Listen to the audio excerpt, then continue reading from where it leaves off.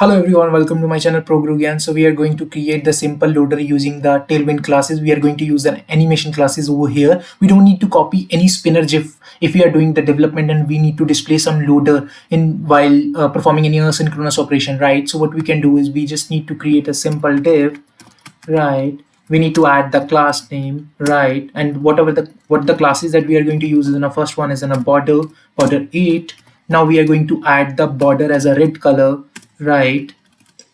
Now we are going to create the border top with the background color as a cyan, right? Now we are giving the height and width, right? Now we are making it as a rounded 3xl, right? Now I'm going to use an animation class as a spin, right? Now you can see that in my screen, right? The simple loader has been created. Now what I'm going to do is I'm just copying it here. The three, you can see the four loaders. There will be this four different behavior of the loader. You will see that the one is on a ping.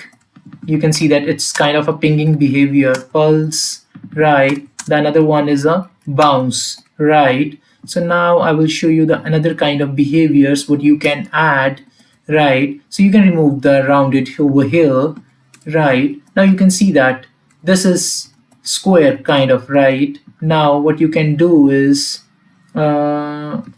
okay, so animation, I'm making it as a spin looks more nicer to me, right? Now what I'm going to do is I'm reducing, right, and removing the width, right?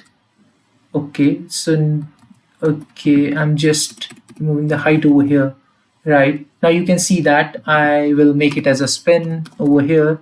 Okay, so now you can see that you can create the multiple loaders using the animation. If you want to override this behavior, what you need to do is in the Next.js, this is the Next.js project. What you need to do is you just need to go to the Tailwind config, right? And inside the Tailwind config, you can override the behavior or you can extend the functionality. You can change the keyframes, right? So if you like this session, please click like, subscribe, and you can check out my Next.js playlist.